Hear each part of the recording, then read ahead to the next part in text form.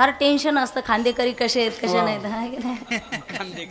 खांदेकरी बरे पाहिजेत, बाकीचे वाटं लावणारे नसले तरी चालेल पण खांदेकरी चांगले पाहिजेत. रामकृष्ण हरी. नवनवीन सांप्रदायिक कीर्तन, चाली, भजन, प्रवचन, कथा आणि सर्व सांप्रदायिक कार्यक्रम बघण्यासाठी आत्ताच आपल्या वारकरी संप्रदाय या यूट्यूब चॅनलला सबस्क्राईब करा. आणि हो, नवीन कार्यक्रमांचे अपडेट मिळवण्यासाठी बेल आयकॉनवर क्लिक करायला विसरू नका.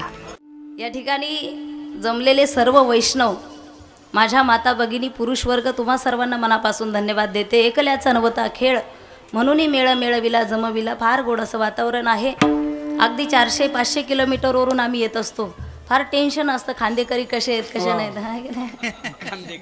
खांदेकरी बरे पाहिजेत, बाकीचे वाटं लावणारे नसले तरी चालेल पण खांदेकरी चांगले पाहिजेत. नाही तर गावात एक म्हातारी त्रास द्यायची, इतका त्रास द्यायची, कधी कोणाच्या 5वीला गेली नाही, 12वीला गेली नाही, 13व्याला गेली नाही, मौतीला गेली नाही आणि ती आजारी पडून वारली. वारल्याच्या नंतर गावानंही ठरवलं ही आपल्या कशातच नव्हती, हिच्याही मौतीला जायचं.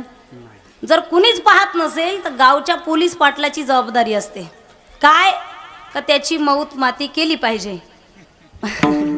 माझा सांगण्याचा मुद्दा वेगळा आहे. पोलीस पाटलाने काय केलं, मग आता 4 खांदेकरी हवेत, आता भेटत नाही, इमानदारीने कोणी यायला तयार नाही. पण असे माणसं काही आहेत का त्यांना टाकल्याच्या नंतर ते कुठेही जातात. त्यांना जर म्हटलं इथं गटारात उतरावं लागेल ते म्हटलं काय हरकत नाही. ते 4 माणसं आणली, त्यांना 500 रुपये देऊन टाकले आणि सांगितलं फक्त या म्हातारीला इथून उचला आणि स्मशानात नेऊन टाका. आता 4 भरपूर पिले. पिल्याच्या नंतर तरडी आणली, म्हातारी उचलली. उचलल्याच्या नंतर आता ते काय सरळ रस्त्याने चालले असेल का, ते पांदीने वड्याने निघाले. ततडंग ततडंग ततडंग ततडंग, हे इकडं वळतंय ते तिकडं वळतंय. तेवढ्यात वरून बोरीची फांदी खाली अडकलेली होती. म्हातारी हलकी होती, वरच्यावर त्या बोरीच्या फांदीने धरलं म्हातारीला. म्हातारी इकडं राहिली. 4 जण स्मशानापर्यंत गेले. पण तिथं गेल्याच्या नंतर पाहिलं तर पुढं पाटलाची म्हातारी गवऱ्या वेचत होती.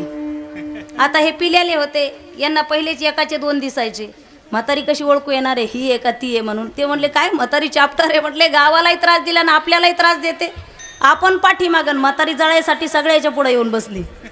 माझं सांगायचा मुद्दा, खांदेकरी जर बरे नसतील तर मरावंच लागतं महाराज, पर्यायच नाही. काही भागामध्ये जातो आपण, त्यांना पखवाजाही माहीत नाही की पखवाजाला काय म्हणतात. यूट्यूब सोशल मीडिया आहे. एक जणाने तर सांगितलं भोपळा नाही आणलं का म्हणे गळ्यातलं. मग भोपळ्या, तुला भोपळं माहीत नव्हतं तर कीर्तन कशाला ठेवलं आहे की.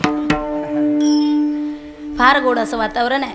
माझ्या हनुमंतरायाच्या प्रांगणामध्ये जमलेले तुम्ही सर्व श्रोते मायबाप, प्रथम तुम्हा सर्वांना मी या ठिकाणी मनापासून धन्यवाद देते. खऱ्या अर्थाने ज्या मंडपामध्ये आम्ही येऊन बसलो, हा काही सामान्य मंडप नाही आहे. हा लग्नाचा मंडप नाही, हा धर्मजागराचा मंडप आहे. या ठिकाणी धर्मजागरण आपण करणार आहोत आणि खऱ्या अर्थाने अहोभाग्याने ही भक्ती घडत असते. अनेक जन्माचे सुकृत पदरी त्याच्या मुखी हरी पैठा होय. योगायोग पहा तुम्ही, महाराष्ट्रामध्ये भरपूर संत आहेत. खऱ्या अर्थाने ही महाराष्ट्र भूमी संतांच्या पदस्पर्शाने पुनीत झालेली भूमी.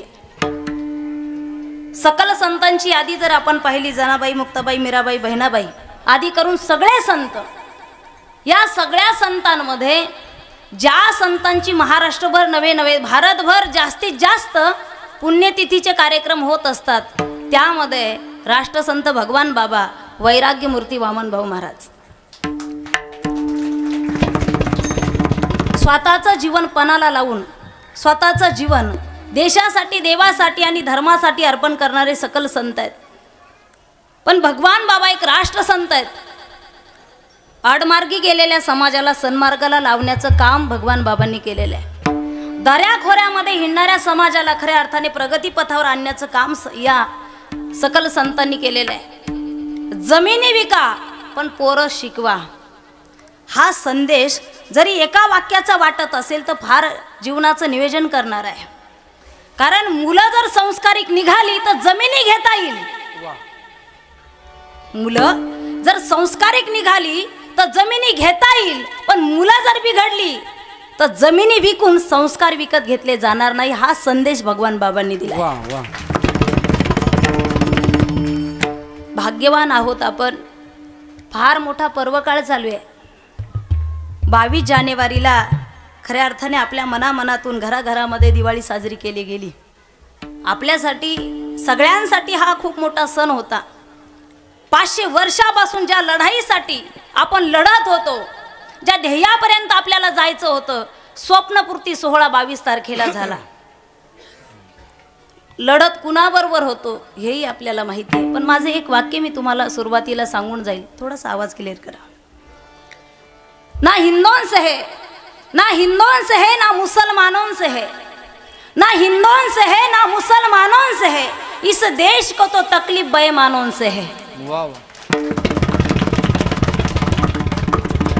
मला आवडत नाही. जाती जातीमध्ये भांडण करणारे आपण नाहीत, आपण वैष्णव आहोत. वा. एकत्र आल्याच्या नंतर खऱ्या अर्थाने कार्यकारी आणि क्रांतिकारी निर्णय घेतले जात असतात. एकाच्या बळाने कोणतंच काम होत नाही, एकीच्या बळाने काम होतात.